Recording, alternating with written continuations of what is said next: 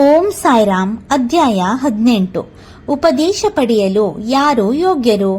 ಶ್ರೀ ಗುರುಭ್ಯೋ ನಮಃ. ತಾಯಿಗೆ ತನ್ನ ಮಗುವಿನ ಮೇಲೆ ಅಪಾರ ಪ್ರೇಮವಿದ್ದರೂ ಅದರ ಆರೋಗ್ಯವನ್ನ ಗಮನದಲ್ಲಿರಿಸಿಕೊಂಡು ಕಹಿ ಔಷಧಿಯನ್ನ ಬಲಾತ್ಕಾರದಿಂದ ಕುಡಿಸುವಂತೆ ಬಾಬಾ ತಮ್ಮ ಭಕ್ತರಿಗೆ ಆಧ್ಯಾತ್ಮ ರಹಸ್ಯಗಳನ್ನ ಬೋಧಿಸುತ್ತಿದ್ದರು.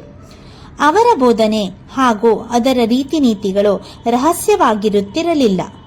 ಶ್ರೀ ಬಾಬಾ ಅವರಂತಹ ಗುರುಗಳ ಮಾರ್ಗದರ್ಶನದಿಂದ ಭಕ್ತರ ಇಂದ್ರಿಯ ದೌರ್ಬಲ್ಯಗಳು ದೂರವಾಗಿ ವಿವೇಕ ಹಾಗೂ ವೈರಾಗ್ಯಗಳು ಮೂಡುತ್ತಿದ್ದವು.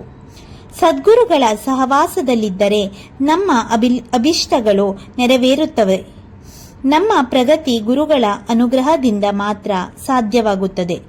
ಒಮ್ಮೆ ಸಾಟೆ ಎಂಬವರಿಗೆ ವ್ಯಾಪಾರದಲ್ಲಿ ಬಹಳ ನಷ್ಟವಾಯಿತು. ಅವರಿಗೆ ಮನೆಯಲ್ಲಿ ಶಾಂತಿ ದೊರೆಯಲಿಲ್ಲ. ದಿಕ್ಕು ತೋಚದಾಯಿತು. ಅವರ ಸ್ನೇಹಿತರು, ನೀವು ಶಿರಡಿಗೆ ಹೋದರೆ ಎಲ್ಲವೂ ಸರಿ ಹೋಗುತ್ತದೆ ಎಂದು ಸಲಹೆ ಮಾಡಿದಾಗ ಅವರು ಹಾಗೆಯೇ ಮಾಡಿದರು. ಶಿರಡಿಯಲ್ಲಿ ಶ್ರೀ ಗುರುಚರಿತ್ರೆಯನ್ನ ಸಾಟೆಯವರು 1 ವಾರ ಶ್ರದ್ಧೆಯಿಂದ ಪಾರಾಯಣ ಮಾಡಿದರು. ಶ್ರೀ ಬಾಬಾ ಅವರು ನಮಗೆ ಶ್ರೀ ಗುರುಚರಿತ್ರೆಯನ್ನ ವಿವರಿಸುತ್ತಿದ್ದಂತೆ ಕನಸಿನಲ್ಲಿ ಕಂಡ ಕಾಕಾ ಅವರಲ್ಲಿ ಕೇಳಿದಾಗ ಈ ಗ್ರಂಥವನ್ನ ಮತ್ತೊಮ್ಮೆ ಪಠಿಸಲು ಬಾಬಾ ಅವರ ಸೂಚನೆಯಾಯಿತು.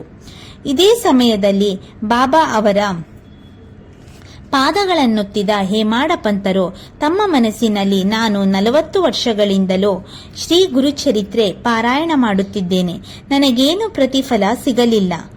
ಆದರೆ ಇವರಿಗೆ 7 ದಿನಗಳಲ್ಲಿ ಫಲ ದೊರೆಯಿತಲ್ಲ ಎಂಬ ಯೋಚನೆ ಮಾಡುತ್ತಿದ್ದರು. ಇದು ಬಾಬಾ ಅವರಿಗೆ ತಿಳಿದು ಅವರು ಹೇಮಾಡ ಪಂತರಿಗೆ, ಹೋಗು, ನೀನು ಶ್ಯಾಮನಿಂದ 15 ರೂಪಾಯಿ ತೆಗೆದುಕೊಂಡು ಬಾ ಎಂದರು. ಹೇಮಾಡ ಪಂತರು ಕೂಡಲೇ ಅವರ ಆಜ್ಞೆ ಪಾಲಿಸಿದರು. ಶ್ಯಾಮ್ ಅವರು, ನನ್ನ ಹತ್ತಿರ ಈಗ ಹಣವಿಲ್ಲ, ದಕ್ಷಿಣೆಗೆ ಬದಲಾಗಿ ನನ್ನ 15 ನಮಸ್ಕಾರಗಳನ್ನು ತೆಗೆದುಕೊಂಡು ಹೋಗು ಎಂದರು. ಅವರು ಈ ಬಗ್ಗೆ ಶ್ಯಾಮರಿಗೆ ಒಂದು ಪ್ರಸಂಗವನ್ನ ಹೇಳಿದರು. ರಾಧಾಬಾಯಿ ದೇಶ್ಮುಖ್ ಅವರು ಬಾಬಾ ಅವರ ಭಕ್ತೆ. ಒಮ್ಮೆ ಅವರು ಬಾಬಾ ಅವರಿಂದ ಉಪದೇಶ ಪಡೆಯಬೇಕು ಎಂದು ನಿರ್ಧರಿಸಿದರು.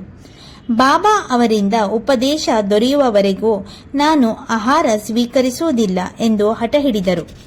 ಇದರಿಂದ ಶ್ಯಾಮ್ ಅವರಿಗೆ ಗಾಬರಿಯಾಯಿತು. ಹೇ ಗುರು, ಇದೆಂತಹ ಲೀಲೆ, ದಯಮಾಡಿ ಈ ಮಹಿಳೆಯನ್ನ ಅನುಗ್ರಹಿಸಬಾರದೆ ಎಂದು ಬಾಬಾ ಅವರನ್ನ ಪ್ರಾರ್ಥಿಸಿದರು. ಬಾಬಾ ಅವರಿಗೆ ವಿಷಯ ತಿಳಿದು ರಾಧಾಬಾಯಿ ಅವರನ್ನ ಕರೆದು, ತಾಯಿ, ನೀವೇಕೆ ಇಷ್ಟು ತೊಂದರೆ ತೆಗೆದುಕೊಳ್ಳುವಿರಿ?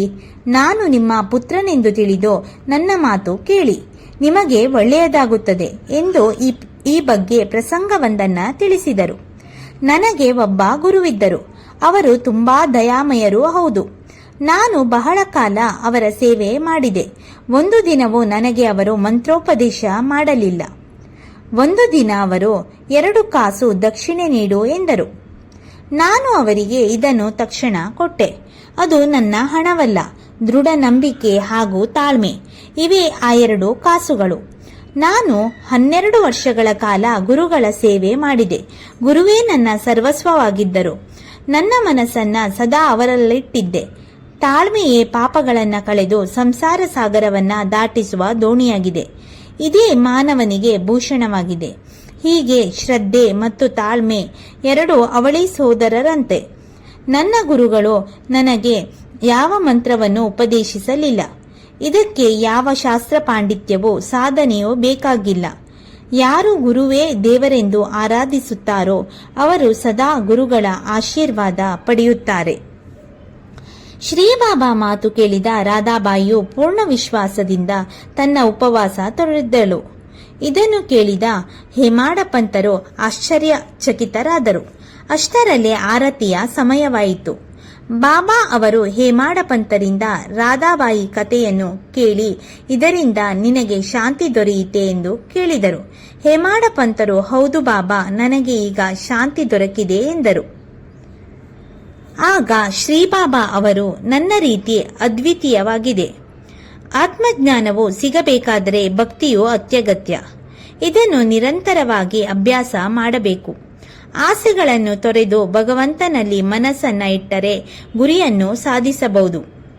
ಯಾವಾಗಲೂ ನನ್ನ ರೂಪವನ್ನ ಧ್ಯಾನಿಸು. ಇದರಿಂದ ನಿಮ್ಮ ಮನಸ್ಸಿನ ಕೀಳು ಭಾವನೆಗಳು ದೂರವಾಗಿ ಇದು ಬ್ರಹ್ಮನಲ್ಲಿ ಸೇರಿ ಹೋಗುತ್ತದೆ ಎಂದರು. ಗುರು ಶಿಷ್ಯರ ಸಂಬಂಧದ ಬಗ್ಗೆ ಬಾಬಾ ಒಂದು ಸುಂದರವಾದ ಹೋಲಿಕೆ ನೀಡಿದ್ದಾರೆ. ಆಮೆ ಒಂದು ದಡದಲ್ಲಿದ್ದು ಅದರ ಮರಿಗಳು ಇನ್ನೊಂದು ದಡದಲ್ಲಿದ್ದು ತಾಯಿ ಆಮೆಯ ನೋಟವೇ ಮರಿಗಳಿಗೆ ಆಹಾರ. ಹಾಗೆಯೇ ಗುರುದೃಷ್ಟಿಯೇ ಶಿಷ್ಯರಿಗೆ ವರ. ಹೀಗೆ ನುಡಿದ ಬಾಬಾ ಕಲ್ಲು ಸಕ್ಕರೆಯನ್ನು ಹೇಮಾಡ ಪಂತರಿಗೆ ನೀಡಿದರು. ಬಾಬಾ ಅವರ ವಚನಗಳು ಅಮೂಲ್ಯವಾದವು.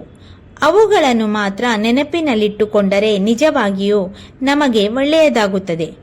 ಅವುಗಳಲ್ಲಿ ಕೆಲವು ಮುಂದೆ ತಿಳಿಸಿದೆ ಎಂಬಲ್ಲಿಗೆ ಶ್ರೀ ಸಾಯಿ ಸಚ್ಚರಿತೆಯ 18ನೇ ಅಧ್ಯಾಯವು ಸಂಪೂರ್ಣವಾಯಿತು.